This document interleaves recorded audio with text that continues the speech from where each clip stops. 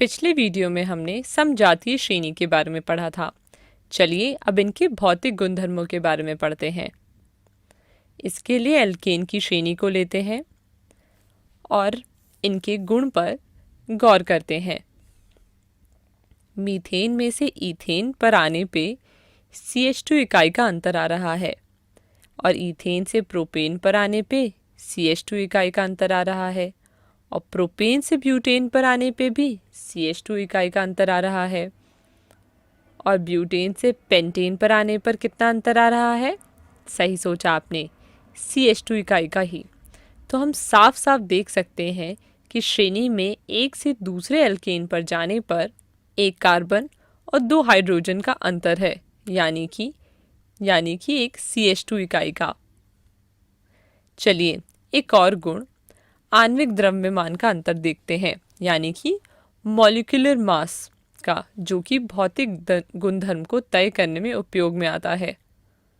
CH2 का द्रव्यमान है 14 यूनिट, क्योंकि कार्बन का परमाणविक द्रव्यमान 12 यूनिट और 2 हाइड्रोजन का 2 यूनिट होता है। तो हमने देखा कि श्रेणी में समान CH2 का इकाई का अंतर आ रहा था। तो क्या प्रकार समान बदलाव आणविक द्रव्यमान में भी आएगा? आइए देखते हैं। क्योंकि हमने देखा कि नीचे आने पर CH2 की इकाई जुड़ती जा रही थी, इसलिए एल्केन्स के लिए आणविक द्रव्यमान कुछ इस प्रकार है। यदि हम मीथेन और ईथेन के द्रव्यमान का अंतर देखें तो ये 14 यूनिट है और ईथेन और प्रोपेन का द्रव्यमान का अंतर देखें तो ये 14 यूनिट है और आगे की श्रेणी में भी 14 यूनिट का अंतर ही है। तो हम कह सकते हैं कि साथ साथ वाले यौगिक एक यौगिक से दूसरे यौगिक के द्रव्यमान में 14 यूनिट की वृद्धि हो रही है और इसी कारण धीरे धीरे द्रव्यमान में वृद्धि की वजह से भौतिक गुणों में भी क्रमबद्धता दिखाई देती है। दूसरे शब्दों में कहें तो द्रव्यमान के बदलने के साथ साथ भौतिक धर्म जैसे कि गलनांक और क्वथनांक में भी वृद्धि होती है। तो यह तो बात हुई समजातीय श्रेणी एल्केन्स की। क्या यही अंतर एल्कीन और एल्काइन की समजातीय श्रेणी में भी आएगा? चलिए चेक कर लेते हैं। एल्कीन्स की समजातीय श्रेणी के पहले 5 सदस्य कुछ इस प्रकार हैं।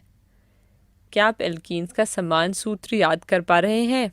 जी हाँ, सही सोचा आपने, CnH2n। तो अब वीडियो को रोकें और देखें कि क्या यहाँ भी CH2 इकाई का अंतर आ रहा है।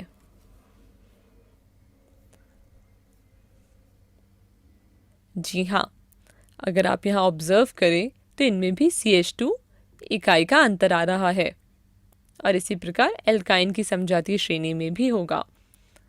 चलिए अब एक प्रश्न देखते हैं। वीडियो को रोकें और C2H5OH का अगला समजातीय पता लगाएं। समय समाप्त। इसका उत्तर देखते हैं। उत्तर होगा C3H7OH। C2H5OH का अगला समजातीय के लिए हम CH2 की इकाई को जोड़ देंगे और हमें उत्तर में मिलेगा C3H7OH। वीडियो को रोकें और इस प्रश्न को हल के साथ अपनी कॉपी में नोट कर लें। यहीं पर ये टॉपिक समाप्त होता है। अब स्क्रीन पे दिए गए प्रश्नों को अपनी कॉपी में हल करना ना भूलें।